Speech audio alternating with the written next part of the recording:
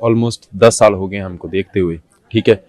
तो बजट को अब जब देखते हैं तो 1% की भी उम्मीद नहीं रखते हम। I tell you why, because 10 साल को देखा है हमने, 1 साल नहीं देखा, 2 साल नहीं देखा, 3 साल नहीं देखा, 4 साल नहीं देखा, 5 साल नहीं देखा हमने सरकार को, ठीक है। तो 10 साल में जो हमने देखा है कि हमारा ये नहीं है कि देश में पैसा नहीं है, देश में पैसा है, लेकिन मैटर करता है कि देश में पैसा किसके पास है, ठीक है। आम जनता के पास कितना पैसे का कैश फ्लो आता है, या कह सकते हो कितना पैसा जाता है। 99% इंडिया का पैसा जो है वो उद्योगपतियों के पास है, वही देश को चला रहे हैं आज।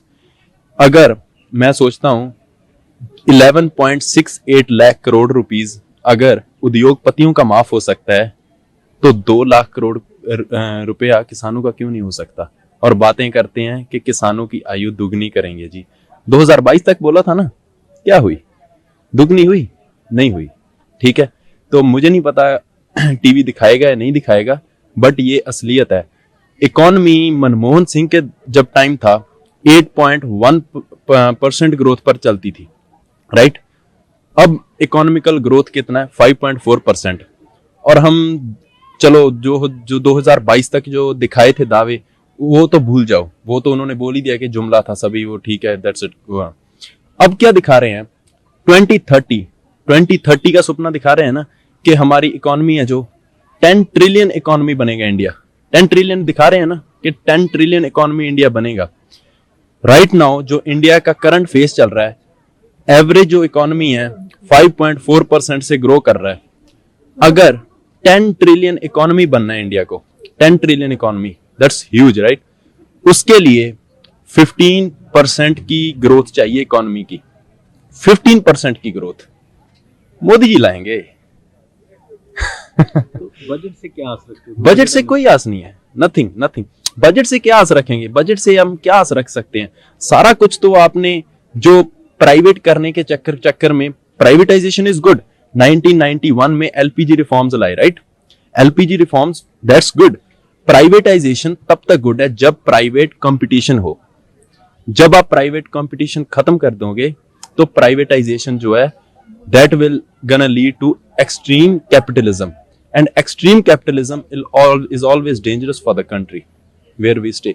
को बेसिकली तो एज ए सर्विस क्लास हमारी एक्सपेक्टेशन ये है कि इनकम टैक्स के अंदर थोड़ा सा जो है रिलीफ दिया जाए, एंड सेकेंडली जो यूथ्स हैं उनके लिए जॉब के और ओपनिंग्स रहे और उनको लोन वगैरह लेने में थोड़ी फैसिलिटी मिले। ये सरकार का लाभ। बजट आने वाला है, हम तो सिर्फ सैलरी क्लास हैं और सैलरी क्लास के लिए इस बार सरकार के लिए तो उसका वेट कर रहे हैं। पिछले 4 साल से हमें कुछ भी नहीं मिला है और डेफिनेटली इस बार हम सोच रहे हैं कि कुछ अच्छा हमें मिलेगा। यस, यही है। इस बार सरकार का लास्ट बजट है ये, इसका इसे कैसे देखते हो? मिलेगा कुछ लगता है? लगता तो नहीं है, लेकिन दिल की आस फिर भी रहती है। मध्यम वर्ग से बिलोंग करते हैं, दिल की आस है और अच्छे की उम्मीद करते हैं। हाँ, बजट आने वाला है, हमने आस रखी है।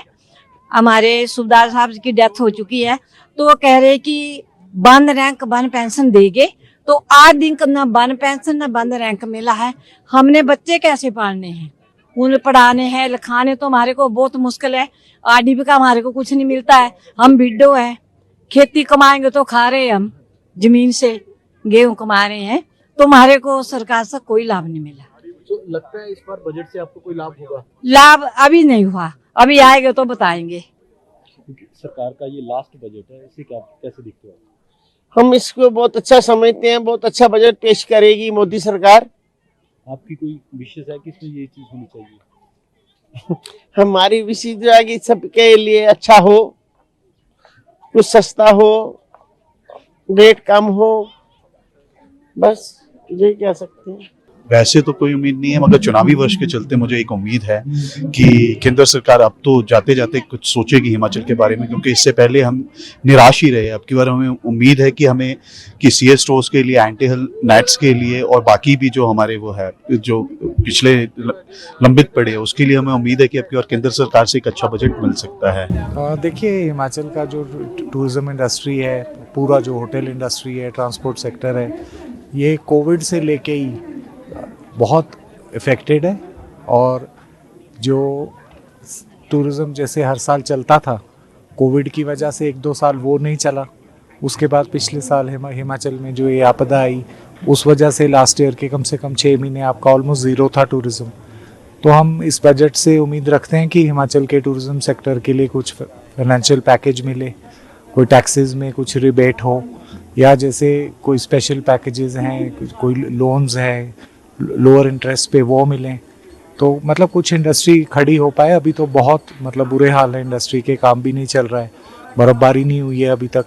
अब उम्मीद है शायद इस हफ्ते बोल रहे हैं तो थोड़ा मे भी चले, बट अभी तो टूरिज़्म तो बहुत इफेक्टेड है पिछले 3-4 साल से, कोविड से लेके।